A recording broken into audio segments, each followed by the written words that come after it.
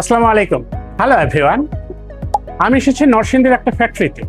এখানে আমরা ডেলিভারি করেছি 375 কিলোওয়াট, 788 কিলোওয়াটের এনার্জি স্টোরেজ সিস্টেম, 3টা ইউনিট, প্রত্যেকটা ইউনিট 125 কিলোওয়াটের করে। গত সপ্তাহে আমাদের ইঞ্জিনিয়ারিং টিম এটা ইনস্টলেশন এবং কমিশনিং সম্পন্ন করেছে সাকসেসফুলি, এবং 3টা ইউনিটই এখন অপারেশনাল আছে এবং চলছে। আমি একটা ইউনিটের ইনসাইড ভিউ আমি আপনাকে দেখাবো। এটা হচ্ছে ইএমএস, এনার্জি ম্যানেজমেন্ট সিস্টেম। এখান থেকে সবগুলো প্যারামিটার্স দেখা যায় এবং প্যারামিটারগুলোকে কনফিগার করা যায়, সেট করা যায়।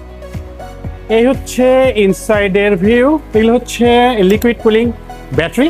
এখানে হচ্ছে ডিহিউমিডিফায়ার, ইএমএস এর ব্যাক সাইড। এখানে আছে একটা ইউপিএস, ওয়াটার কুলিং সিস্টেম আছে, এপিডিও আছে, পাওয়ার ডিস্ট্রিবিউশন ইউনিট আছে। এপাশে আছে হচ্ছে এসটিএস, পিসিএস এবং লিকুইড কুলিং সিস্টেম। খুবই চমৎকার এবং ইন্টিগ্রেটেড একটা সিস্টেম, খুব চমৎকার পারফর্ম করছে এখানে মাশাআল্লাহ। এই পেপার ইন্ডাস্ট্রিতে কাস্টমারের মেইন দুটো কনসার্ন আমরা অ্যাড্রেস করেছি।